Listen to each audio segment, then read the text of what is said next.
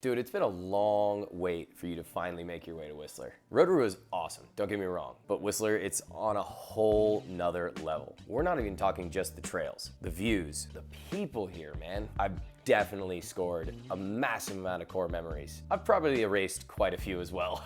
Yeah, you know, I think the memory that sticks out in my mind the most about Whistler is actually the first time that I visited.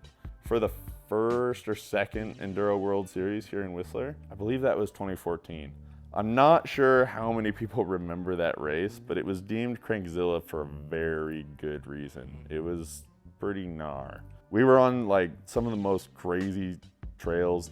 Don't get me wrong, like the trails were sick, but man, they were rough to try and race all of them. It got to the point where the one transfer that had lift access, I ended up falling asleep on the way up to the top of the world.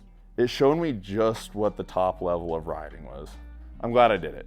I can say that I finished Crankzilla in the top 40.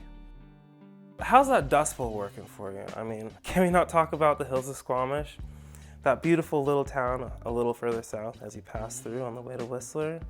I mean, it has quite the flex with a massive variety of trails with multiple trail networks nestled underneath some pretty big cedar trees littered with iconic rock slabs that are honestly pretty overwhelming in person. But there's nothing like having to hype yourself up to do a feature that you saw on the internet that you grossly underestimated because you saw some 14-year-old kid wax it first time. One can really appreciate Squamish and its specialness with its proximity to the ocean and the forest. Honestly, my two favorite things. And let's be real, it's just a stop on the way to the Mecca.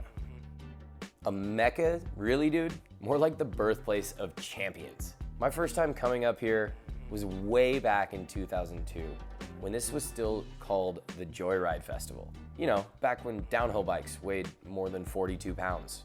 And Jackson Goldstone was no more than a twinkle in Ron and Miriam's eyes. Oh, and the high school that Brandon Seminuk graduated from, it wasn't even built yet. As much as mountain biking in Whistler is a destination for the world's most talented athletes, it's also a place of pretty historical significance. Paying homage to the Squamish and Lillooet First Nations tribes, this land, where we build trails and grow this amazing mountain bike community, was seeded by them, and we're stoked on what we all share. Whistler has always been a gathering place of what I like to call like-minded Muppets. They come from all over the world to share their joy of this sport. Whether it's rubbing shoulders, shirtless on Heckler's Rock, hanging on for dear life on the Canadian Open track, or simply going down to Lost Lake and checking out the local wildlife.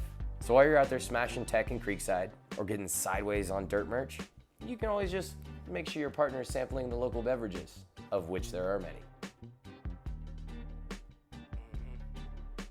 Alright, so you call me a circus monkey? I've been in this sport for over 10 years. It's called a seasoned veteran. I have been to Whistler one time in my life, and I've learned more in that one go than any of you would know. This place has become a dream of mine to experience. Doesn't matter where you're from or what kind of rider you are. This place is a welcoming home. Mountain biking has become one of those things in my life that I have realized that I'm passionate about and keeps me striving for more. Whistler has opened my eyes to the diversity of riding and the passion of the ultimate mix of BMX and moto. You spend more time in the air than your wheels will be on the dirt. All it takes is one fun day with good people. Bikes are something that connect us all, and Whistler has that more than anywhere. The common core memory here is the people. Y'all love riding just as much as the next guy, and that it becomes a sense of home. You're out there riding your bikes until your brake pads are cooked, soaking up the majestic views and polishing off bevies, all in the name of making memories. Like they say, no good story starts with a salad.